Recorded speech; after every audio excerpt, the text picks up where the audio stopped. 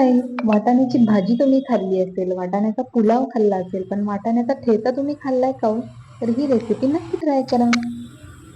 इथं मी वाटाणा, लसूण आणि हिरवी मिरची घेतलीये. तर मी सगळ्यात पहिल्यांदा गॅसवर तवा गरम करायला ठेवला.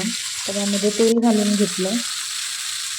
तेल गरम झालं की त्याच्यात लसूण घालून घेतला. नंतर मी हिरवी मिरची घालून घेतली. नंतर मी त्याच्यात वाटाणा घालून घेतलाय. सगळं व्यवस्थित परतून घेतलंय.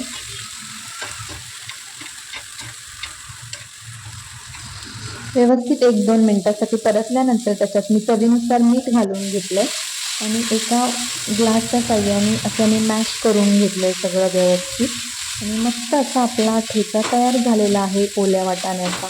तर तुम्ही पण असा ठेचा नक्की ट्राय करा. खायलाही खूप छान लागतो आणि वाटाण्याचा आता सीझन चालू आहे, तर वाटाणाही भरपूर बाजारात आलाय. तर हा ठेचा तुम्ही नक्की ट्राय करा. खायलाही खूप छान लागतो. आणि मस्त झाला होता आपला ठेचा. तर तुम्ही पण नक्की ट्राय करा. चला बाय. आणि आपल्या चॅनलला लाईक, शेअर आणि सबस्क्राईब करायला विसरू नका.